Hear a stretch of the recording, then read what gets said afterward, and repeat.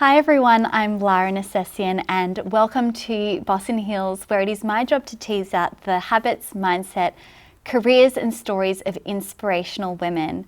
I am so happy to announce today's guest, someone who I have admired for a very long time, Samantha Wills. I'm going to read out a little bit of her bio now, but Samantha has previously been described by the New York Times as a breakout star. She is an entrepreneur, jewellery designer, speaker, and most recently an author, with her first book titled Of Golden Dusk, which is out now. After spending 15 years building a wildly successful jewellery company with the likes of Beyonce, J.Lo and Rihanna would wear her designs, and the height of her success made the controversial decision to close the company down with a larger purpose in mind. It is with great pleasure that I have her on today's show. Samantha, welcome to Boss in Heels. What an intro, thank you. I'm so happy to have you here. And as I mentioned in the bio, you are someone whose journey I have followed for such a long time. You really are like a household name in Australia. I think anyone sort of growing up in my generation, like certainly admired all of your designs, but more importantly, like the story behind it. And so I really kind of wanted to, I really want to delve into the book and I really want to talk about all of that. And I thought a good place to start would be to ask you, who is Renee? That's a tough question to start on. So for anyone that has read the book will know that Renee is my fake, I guess, assistant. She really was a jack of all trades, but I made her up in my early days of business because, when you're a solopreneur, you wear all hats. And what I was doing was, hand making the jewellery, going into retailers to sell it to them, taking the order, coming back home to hand make it, and then being like, they owe me X amount of money, so their account's overdue. And nothing kills a relationship more, right, than, having to ask someone for money. So at that time, maybe like 22 or 23 at this point, and I didn't know how to employ someone. I was still doing it on my dining room table. And so I was like, I need like a bad cop to my good cop. So I was like, I'm just gonna make up someone. Let's call her Renee. So Renee got an email. So that night, Samantha, am emailing out to our retailers. Hey guys, Renee's a new accounts receivable. She'll be contacting you for all things account related. And so then, I would do my normal job till, 3 o'clock in the morning. Then Renee would get on emails and kind of chase overdue accounts. And then it was going really well. Like the cash flow was coming in and, Renee was doing a great job. And then retailers started contacting me, Samantha, being like, that Renee girl, isn't she diligent? Like, she's such a hard worker. Like, what's the... And, it kind of, snowballed a little bit. But Renee was with me for a very long time. She was. Yeah. It was hard to let go of Renee too. It really wasn't. People still ask about her now, so she's doing good. I think that was so brilliant. And I just thought, oh my gosh, when I read your book, there were a few themes that really came through for me. And one of them that really shone through for me was just how much of a hustler you were. And I think you actually dedicated a whole chapter to being, the hustler. So where do you think this like entrepreneurial spirit and this grind and this hustle really came from? It's a great question. And, I don't remember it ever like arriving one day, or I don't remember something that piqued my, entrepreneurial spirit. So I guess in one way, I think I was born with it. I think being an only child, I definitely contributed to it because, you're kind of like, when it's your two parents and you, it's almost like you, not against them, that sounds quite, hostile, but it's kind of like you're on your own in a way, and you're like, I'm going to pave my own way forward. So I think it definitely came into play quite early. I remember being, I didn't have brothers and sisters to play with, so I remember being 3 or 4 years old and taking all the food out of mum's pantry and then setting up a fake cafe and trying to sell it back to her, like to, pass the time. So I think it definitely, had some type of bearing on it. But yeah, it's always been in me somehow. My parents always had small businesses and things like that, so I definitely saw that element of it. But yeah, hustler was a good word, I think, to describe my childhood antics in a way. Yeah, and talking about antics, I read about how you were repainting like the eaves or the signs in front of like cleaning the signs. Yeah, cleaning the signs, and you Like, could you tell us about like that story? Because Yeah. I feel like that's a really great I'm such one a to brat. share. Oh my gosh. So I was 11, I was probably 12 years old at this point, and my parents had a small clothing boutique in my hometown. And like all 12-year-olds, you're there on the weekends when your parents are working, like, oh, this is so boring, like, I don't want to be here. And my dad's like, go bloody make yourself useful kind of thing. So I climbed, he's like, go clean the sign on the roof. So it was like an outdoor, like, strip malls that are, opposite of McDonald's, kind of, 16 outdoor stores in the one complex. And so I jump up on the roof and I'm scrubbing the sign. I'm like, wow, it's really dirty. And then I take it to like clean it to halfway. And it's like this like really stark before and after because it was so dirty. But you didn't realize how dirty it was till you started cleaning it. So my dad comes out and I was like, look how dirty it was. Dad's like, oh wow, it's going to look really good when you're finished. And I was like, no, I am finished. He's like, what do you mean you've only done half the sign? I was like, I've done half my free trial. Like, I'll clean the rest for $20. And he was just like, keep cleaning your little shit or we're all going to be in trouble. So I'm up there, just scrubbing away. And then my eye catches all the other stores in this mall complex. And I'm like, if I go along and clean half of those, I can run into the stores and be like, Mrs. Baxter, come out and look how clean your sign could be for $20. So, all of them took me up on the offer because they obviously didn't want a half filthy sign. But then one person's like, you better start running or I'm going to call the police. That is so brilliant. Like I didn't end up in juvenile detention or something. Well, you know what? It worked for 9 out of 10 of your clients. It's not a bad success rate. Exactly. That is amazing. And I told you before we started filming, I read Of Golden Dust and I devoured it in 2 days. And what I found was so refreshing about the book was just how raw and vulnerable and real you were in it, because I think that it's really easy to look at someone like you, and I think that you're the kind of person, I've actually quoted you on my podcast before, and I've said, Samantha Wills said, it took 12 years to become an overnight success. So I think that you've always tried to bring the realness to light, and I guess I wanted to kind of ask you, you have been very raw and vulnerable in the book. What was kind of the driving force behind that? What kind of gave you the inspiration to write the book and why now? Yeah, I think, in 2016, I launched the Samantha Wills Foundation, and it was kind of the catalyst of launching that was to kind of share this behind the scenes kind of, what the hurdles are, I guess, of business. And I think when I started sharing those elements, and they were, laced with vulnerability, probably not the depth, definitely not the depth I go to in this book, but, I started to see this response of people just being like, oh my gosh, me too, I've never heard someone speak about it like that, or this makes me feel so less alone knowing X, Y, and Z. So I think in 2016, I really started to see the need for vulnerability specifically in women in business. Because we even by then it was this age of perceived perfection on Instagram. So we're comparing ourselves to this, the highlight reel, but essentially it's a hologram, right? Like we're nothing of our reality is kind of being mirrored back to us in business. So that's in 2016 was my mindset. And then when the opportunity came up to write this book, the original working title of it was Public Brand, Private Life. And what I really wanted to do was parallel the two. Yeah. But then the more that I started writing, and obviously when I started writing this book, I still had a company, it was meant to be a full-on business memoir. And so once I, decided to close the company, it was my own plot twist in a way. It's like, all right, well, now I really want to make sure I'm adding in that human element. So if, there was public brand, private life, it's like, but it's humans doing this business. Like, what does it take of an individual? What does it take of a team of people to find this kind of commercial success? So that's really what the inspiration was. And I pushed really hard for that working title, and my publisher's like, it's not, sparkly enough. It's got to have something to do with jewellery. And we workshopped about 80 working titles over the course of about a year and a half. And Golden Dust was the final one that I presented, and we all agreed that was the right one. So. I love the title. I love the book.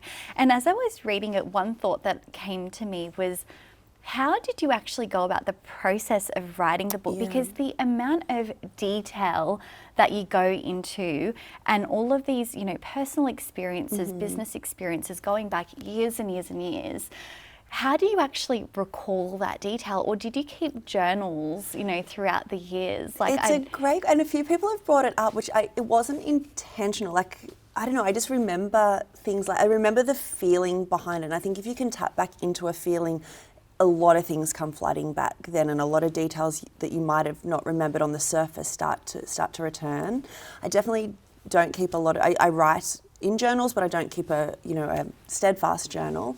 But I don't know, I remember the weirdest things. Like I can't remember, every time I have to go and redo my taxes, I'm like, wait, how do I redo this again? But then I can remember like specific details about different times. Yeah. So, and I think that the process, especially with memoir, because it is so personal to the author, and it's, it's their take on the experience of that experience. Yes. So, the original the original manuscript that I presented, so this is about 72,000 words is a general book like this. And I submitted 148,000 because, as a first-time writer, I'm like, I'm just going to write down all the stories and kind of across that journey. And then obviously with good editors, they're like, okay, you don't need this story. How do you then link from this to this? So the process was, initially a big kind of brain dump. And then it's almost like revisiting yourself though. So I would, carry this manuscript around as I was writing, and back when you could travel, when I was, still doing my traveling and writing in different locations, and I would revisit myself at different times. So, revisiting 21-year-old me and sitting with her and, remembering feeling the calluses on my hands from making the jewellery, but then observing her and then go and write about it. It truly was like teleportation throughout the journey. Yeah. Wow, that's incredible because it was so detailed. And when I read it, I thought, that's one question that I have to ask you, because I don't remember those kinds of details, but I suppose when you kind of really do teleport yourself back into those moments, you start to have those more sort of vivid memories. It really does come to you out of nowhere when you really sit with it, I think. Yeah. And so you've had such an incredible, interesting, inspiring journey, and that obviously is all captured in the book. But outside of reading the book, like I mentioned, I'd followed your journey from years and years prior, and I, like many other people, were incredibly shocked when you came with the announcement that you were going to close Samantha Wills, the jewellery, the brand. And you do talk about this a bit in your book, but from an outsider's perspective, it is really easy for someone to look at you and think, you're having all this incredible success, you've got all these amazing celebrities that are wearing your brand, you've achieved this huge global reach, you're really at the top of your game, but on the inside, it may not have been as, shiny as maybe what people may have perceived. And you were obviously going through, certain struggles and challenges and things like that. So could you perhaps talk to the process in which you arrived at the decision to really close, Samantha Wills as the brand, and how you kind of, came to that realization? Yeah, it's, to be honest, it probably was a 2-year journey from, and I think, I guess as a creative person, there's this little flicker inside of you that, flickers away, and you're inspired and you're in flow, and that's kind of your lifeblood as a creative person, right? I think by, 2016, again, I, at that point, had designed about 11,000 pieces of jewellery over that time, and that little flicker inside of me for jewellery design started to fade out a little bit. And, it's not an uncommon feeling if you've designed, that much in the one field, because it's like, it's just a creative block, or it'll pass. Like, it wasn't an uncommon feeling to me. I think then, 6 months in, another 6 months, or a year in, another 6 months in, it's like, all right, this is getting less and less, and that light was starting to dim. And my thought process then was, I just need to get that feeling back. To me, there was no option to close. I was never going to sell the business because I never wanted to sell my name. But I was like, ever so modestly named the brand Samantha Wills. So I'm like, this is my lot in life. This is what I do. And especially when it's in growth and when I'm like, okay, I've got to reharness this creative energy and get it back somehow, because it's slowly killing me on the inside. And, probably 18 months in after that initial realization that it was dimming, it was like, maybe it's something else. And I tell this story in the book. I won't give it all away because it's the end of the book, but it was standing at this crossroads, and it all kind of was like, it was that was the very, hand on my heart, the very first time I was like, that's an option for me to close it. And that was when I made the decision, was the very first time I'd ever thought about it. And I think the process is, if you separate the feeling filter, so your gut feeling and your soul, and the thinking filter being the mind, I woke up every morning, and for 2 weeks I kept the information to myself about wanting to close. And I asked myself how I felt about it. I didn't ask myself what I thought about it, because there was, if you have to logistically explain something, there was no logic to it. Yes. But every morning when I wake up, I'm like, it feels like the right thing to do. And one of the biggest teachings that I hope throughout my work is you cannot fake a feeling. So why do we try and repress, this gut feeling or this, inner knowing, because we can't logically explain it. Yes. So that was kind of the process. But and I tried to explain in the book that it was quite an amount of time to sit with a discomfort within. But yeah, that was the process at the end was think versus feel, and I couldn't, it felt right. So, yeah, absolutely. I had chills when I read that chapter about you standing at that crossroads. I just thought, the literal and then the, figurative, Totally. that just... something came over me, because I thought, oh my gosh, what a moment to have experienced. And one of the themes that also really came through for me in the book was around you leaning into your intuition. And I think that's such an important thing to talk about, because so many people do really suppress that. It is about what's in our minds. It's really about, what am I supposed to be doing? What does everyone else around me expect of me? What are my parents are going to say? What is my, boss going to say? What are my friends going to say? And so often we find ourselves living on these, preset tracks, Totally. Where we're just kind of coasting through life, or we're just kind of going through the motions, but we're not actually doing the thing that really fuels our soul. And that list you just said, that's everyone else's framework. That's got nothing to do with your own framework. So exactly, that's so true and so spot on. So I wanted to ask you, how have you learned to lean into your intuition and make decisions more from your gut and rather than your mind? Look, and I think it's a life's work, right? I'm not sitting here being like, I do this now and it's all grand. It's something that I constantly have to return to, and I'm still learning. I think, firstly, the framework conversation is so important, because it's we take on this framework of, you've got to get married at this age and, have a kid at this age and do this with your business at this. And I'm like, but whose framework is that? It's this universal framework. And I'm like, that's not my personal framework. But if you spend your entire life, comparing what is true to you against this rigid framework, I'm like, that's a life of just anxiety and never feeling like you're in your own skin. So I think that's the first one, is identifying, hey, what's important to you? Let's strip back all these things, strip back what your parents wanted you to do, what society, what religion, whatever, and be like, okay, when it's just you, what is that? And that in itself, again, is a life work, and it's a daily stripping back of, and we're just bombarded in this day and age with so much media and social media and opinions and all these things. So it's about finding that quiet and whatever that is to you, and literally being like, okay, this is true to me. And then I think once we get clear on that, or we have moments of clarity, because it's very, rare to entirely embody that all the time. I think it's quite unrealistic. So when we do find those moments of clarity, it's like, all right, then putting our intuition against that's where the truth comes in. You're like, okay, it all, when something just feels like it fits together and it finds, flows. It flows, it finds you and it's calm, and it's like, okay. And that's when it all comes together. Yeah. Second to that, I think our body, as the physical communication, is always communicating with us in so many different ways, right?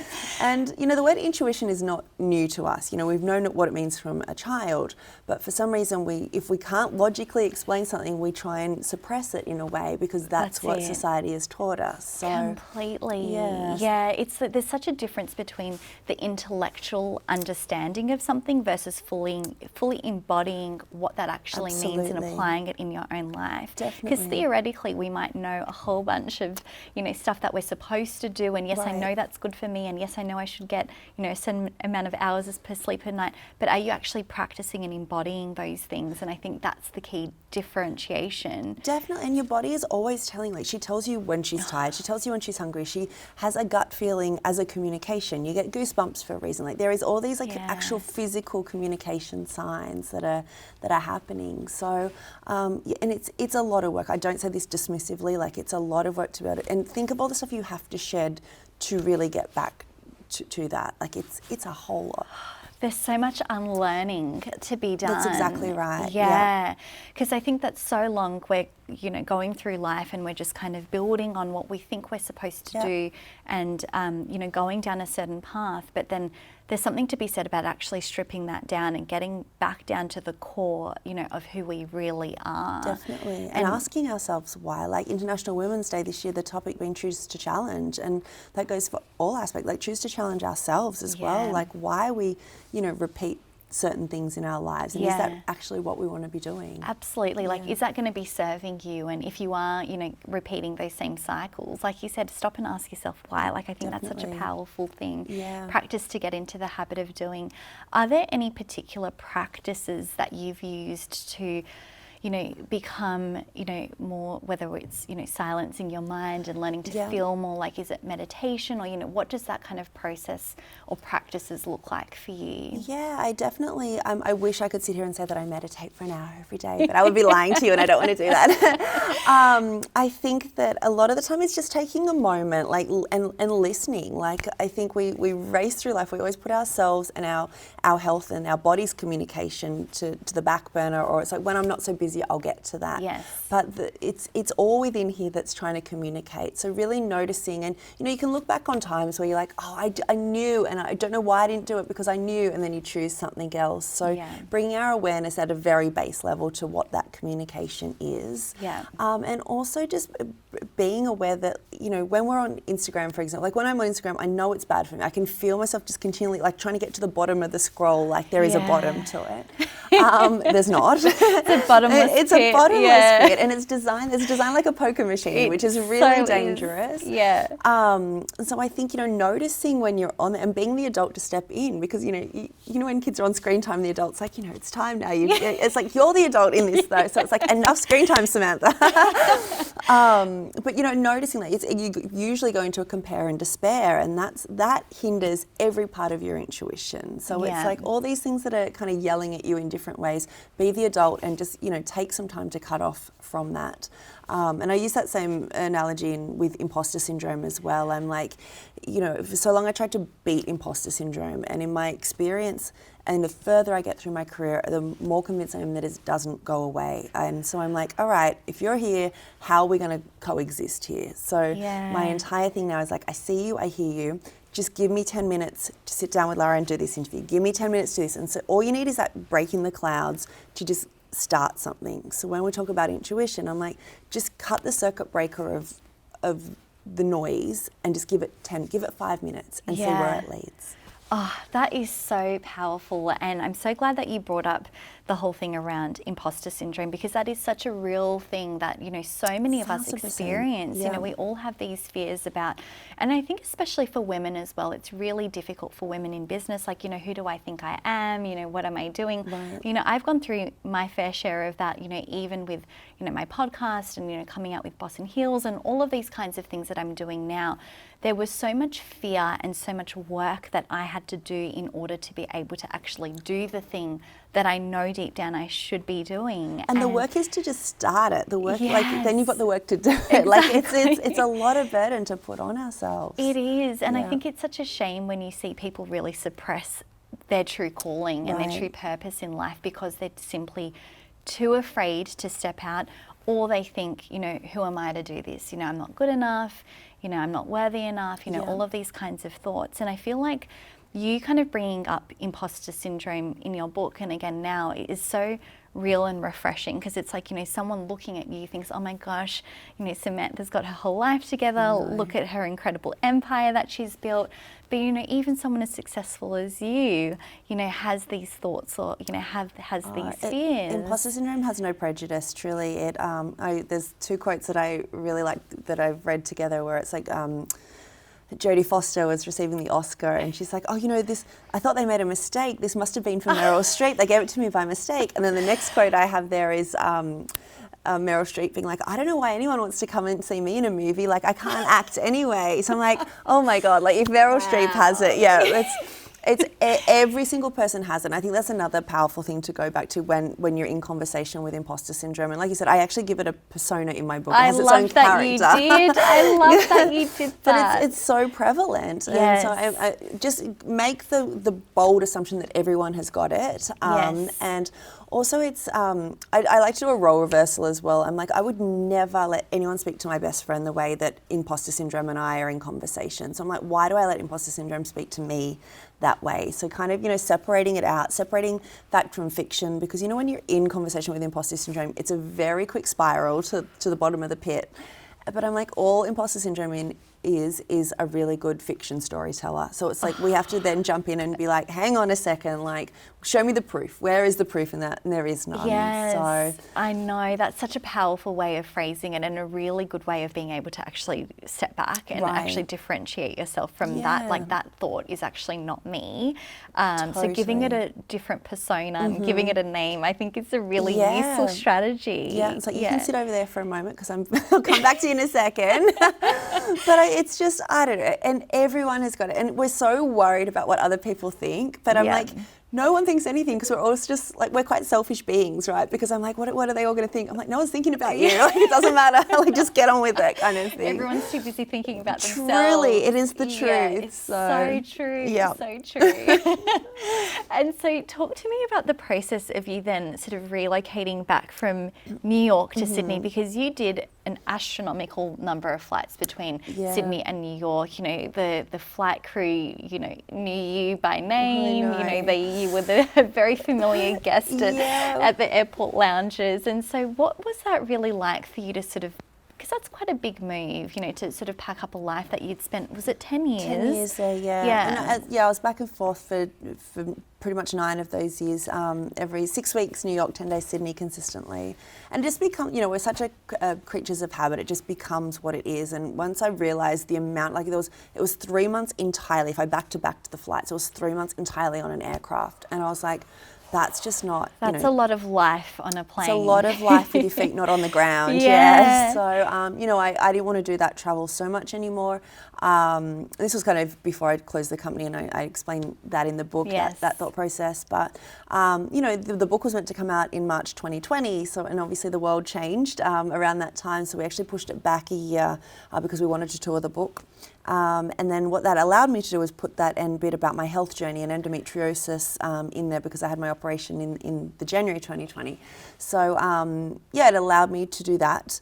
But I don't know, being back, I came back in November 2019, and it was to tour the book. So, I was like, am I coming back too soon? And then when the book got pushed back and, the bushfires were here and then COVID happened. But, again, at the time I was kind of kicking and screaming that I was coming back. But then when it all kind of happened, I'm like, okay, here's where I'm meant to be. And I think if there's any message to take out of the book, when you can look back with hindsight on things, you're like, oh, okay, I can see, I don't say the reason, but I was like, okay, there's a purpose behind that. So. And eventually all the dots connect, they really leads you to where you're supposed to be. And it might not be where you thought you wanted to be, it might not even be where you wanted to be, but it's where you're supposed to be for a purpose. Yeah, absolutely. And on that point, I would love if you could maybe share a little bit around, you've had so much success, and I wanted to know, is all the success that came with, Samantha Wills and what you've been able to create, has it,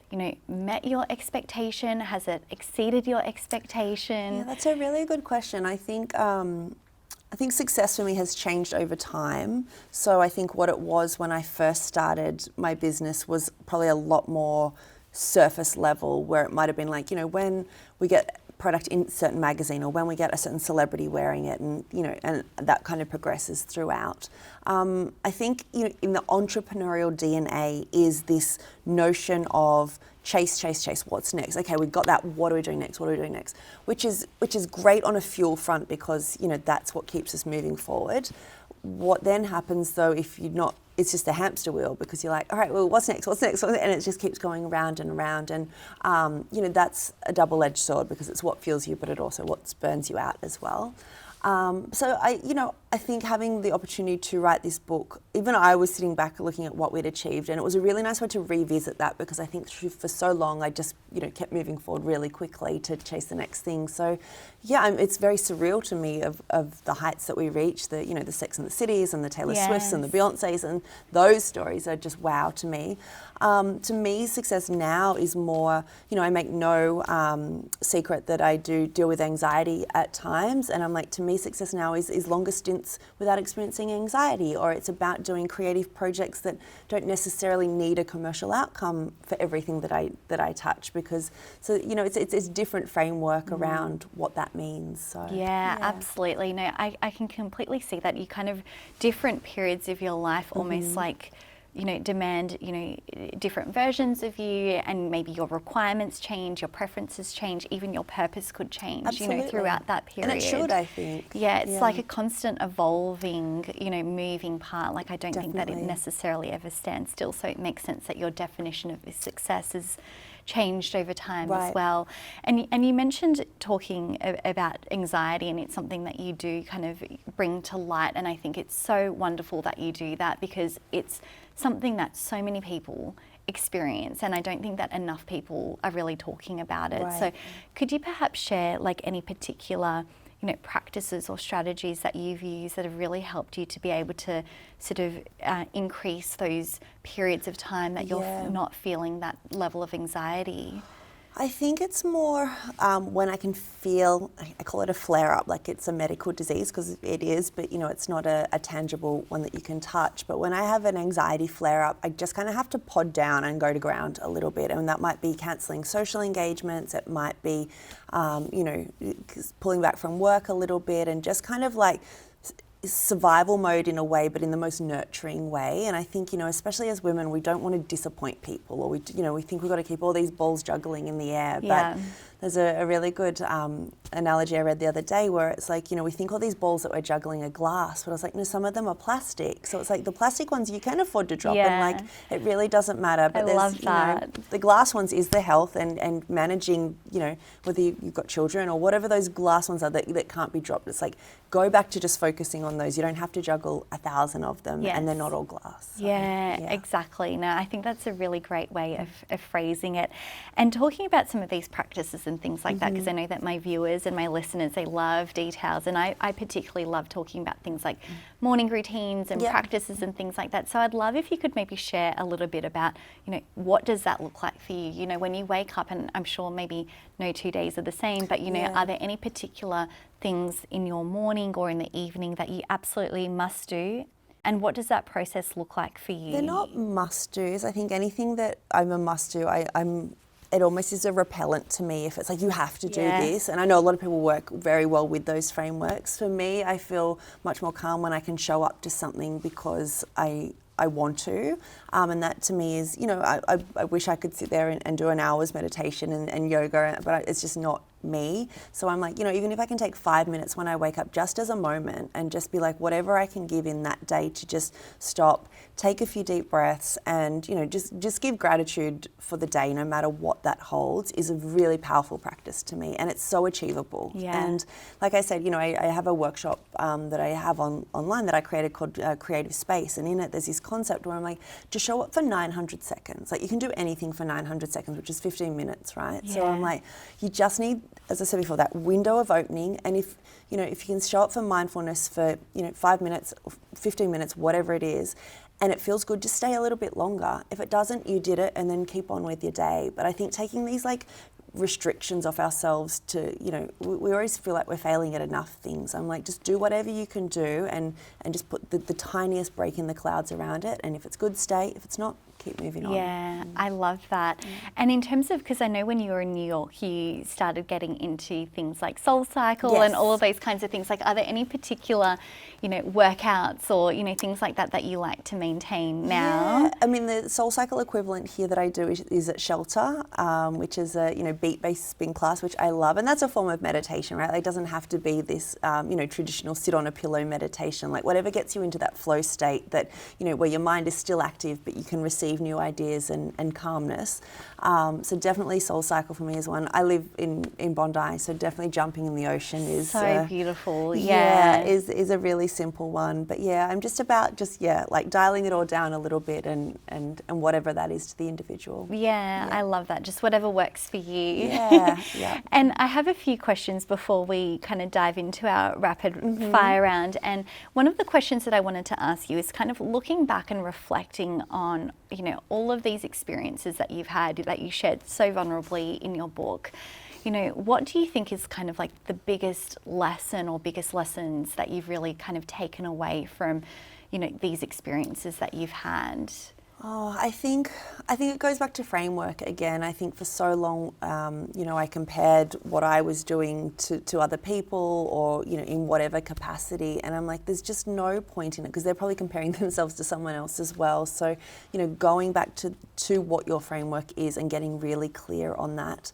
And I think the second one is, you know, as it relates to that, is intuition and really honouring that. And, you know, even receiving ideas, like to receive a new idea, especially as a creative person, but as anyone, like that's a gift that someone, you know, of a higher power is giving you. So I'm like, honour that process. And it might not be for you, it might be to hand on to someone else, it might be, but, you know, create space for those ideas to reach you because that's the communication. Yeah, absolutely. That's a powerful one.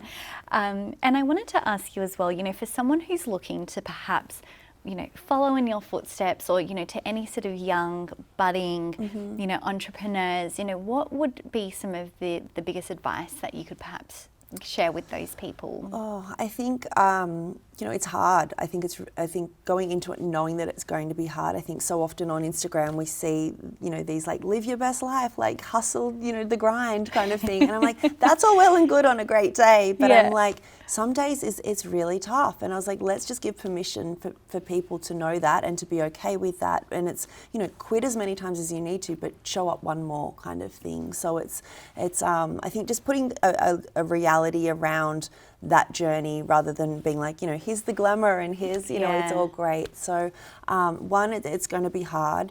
The highs are going to be really high and the lows are probably going to be really low, but that is the journey. And I think, you know, enjoy it along the way. So I wish I had stopped a little bit longer at each milestone along the way. So, you know, really immerse in those because that is what it's all about. Appreciating the moment. Definitely. Yeah, sometimes it is just taking that time out to really say, oh, you know what, I'm actually really proud of myself for achieving that or accomplishing that. I don't know why that's so hard for us to do, but it's so important. It really is. And, you know, it's, we think the world's going to stop if we're not like, I've got to send that email, I've got to get this, I've got to keep moving, we've got to, you know, get that presentation. And I'm like, the world really isn't going to stop. I know. Just stay a little while longer. Yeah, exactly. That's such great advice. And I feel like you're someone who has a really, number one, you've got incredible energy. Like I could feel that the moment that I met you outside. But I feel like, you know, people that have got great energy, you know, and I think for you as well, you've had a theme of surrounding yourself with some really incredible, remarkable women. You talk about this quite a lot in your book, but I'd love to know, you know, how do you get to decide, you know, who's in your inner circle? Like who do you associate with? When do you know it's time to sort of break up with a friend or, you know, some other type of relationship? That's a great question. I think, you know, professionally, I have steadfast being like, I know what I'm not good at from the start. And a lot of the times when I think founders go on this journey, there's this ego involved and it's like, no, I have to know it all. And I'm the first to be like, here's what I'm really not good at. I'm going to recruit people, you know, to do the things that I'm not good at because they are really good at them. So in a professional sense, I think surrounding yourself with people who are good at the things that you're not.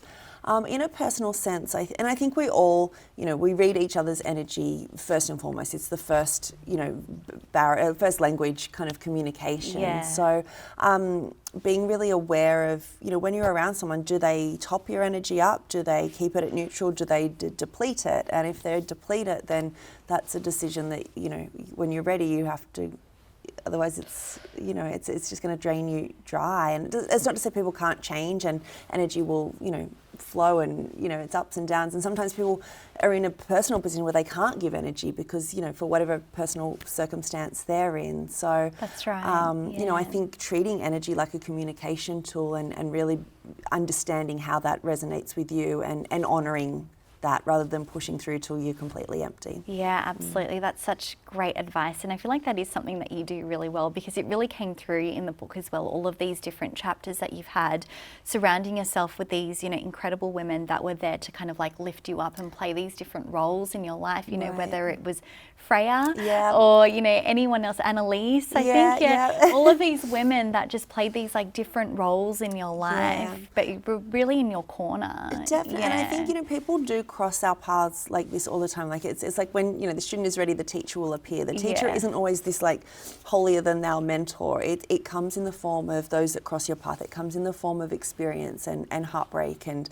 it doesn't usually come dressed in the forms we think it is. But and I think a female community, be it professional and personal, is paramount to the journey. So definitely, being very selective in how you're receiving other people's energy, but also being really responsible of how you show up with your energy as well. It's a two-way, because, and I think that's the concept of manifesting, right? I think manifesting gets so bastardized these days, where it's like, oh, it's a pinboard with all these beautiful homes and cars. I'm like, that's just like elementary manifesting. It's like manifesting is the vibration of what you truly are at your core. Is when you can clear the way for that to be, that's when you start to attract what is meant for you. That is manifesting. Yeah. That is so powerful. I could not agree with you more. I think the moment that you actually tune into that frequency and you sort of remove all of those blockers as well, whether it is people or things or, you know, thoughts in our own mind, like that's, I think, when you can really kind of step into your true authentic power. Definitely. And then when your life changes when that happens. And I'm not saying that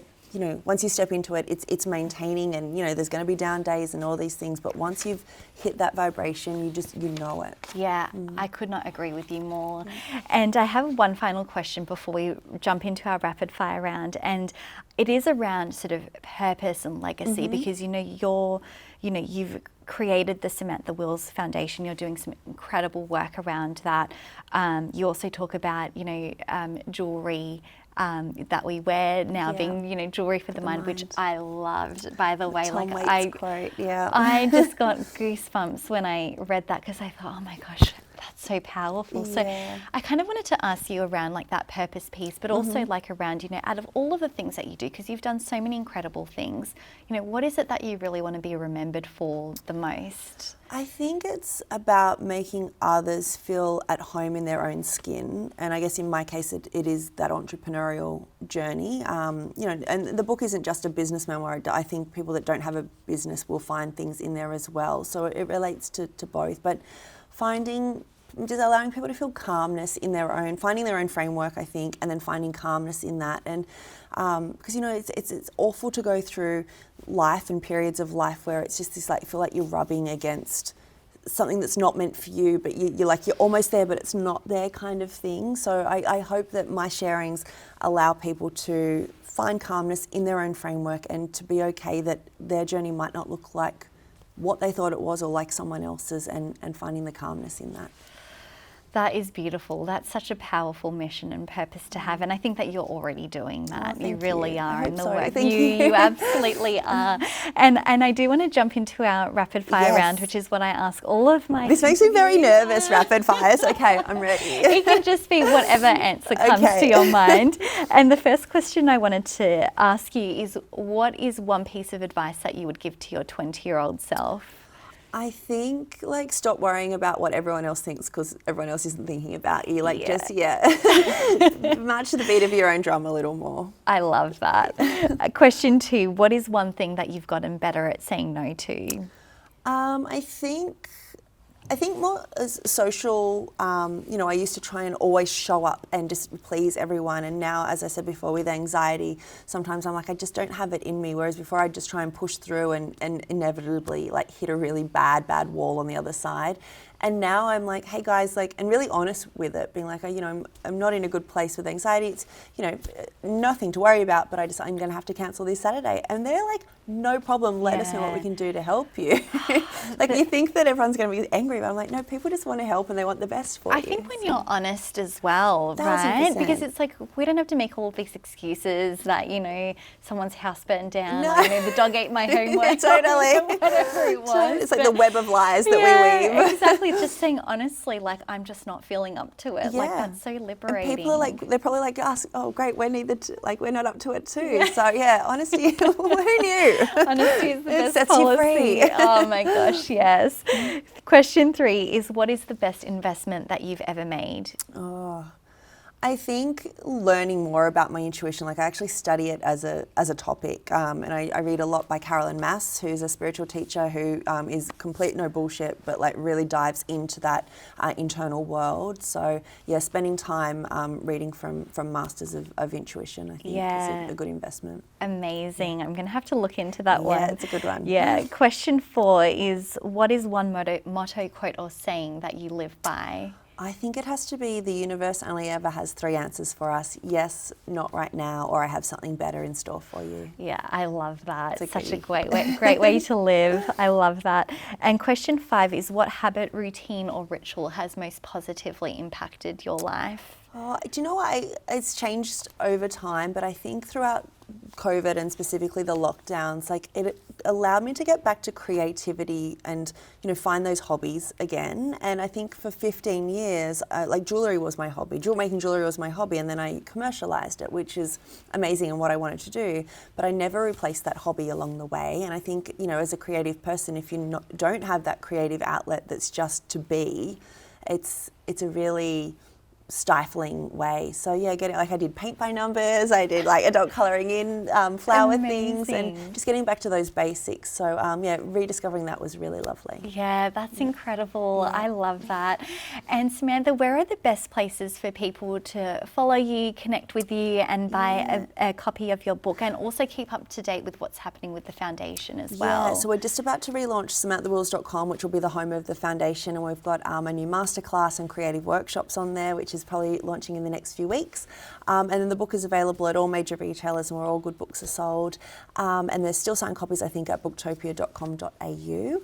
And then, Samantha Wills is my Instagram. Yeah, amazing. Well, I highly recommend the book to anyone that's listening, because like I said, I devoured it. I loved it. Thank you. It was so just raw, refreshing, and honest. And I feel like I went through all of the emotions with you. I laughed with you. I cried with you. I got goosebumps with you. It was just, you really kind of brought everyone along for the journey, which was just Thank you. That's the biggest compliment to me. So thank you so much. Yeah, and not every book does that to me, let me tell you. Thank you. I highly recommend it, and thank you so much for doing this with me. It's been an absolute honour and joy to have you on the show. You are someone, like I said, I really admire your story, but more importantly, just the incredible being that you are, and that you're so generously sharing your story and your time with the world. So thank you so much. Oh my gosh, it's an absolute treat to be here. Thank you for having me. Thank you so much to everyone for listening and for tuning in and watching this episode of Boss in Heels TV and the Boss in Heels podcast. If you are listening on the audio version, please remember to subscribe, rate and review the podcast on Apple Podcasts. And if you are watching this on YouTube, then please remember to like and subscribe Boss in Heels TV. Thank you so much for listening and watching, and until next time, bye for now.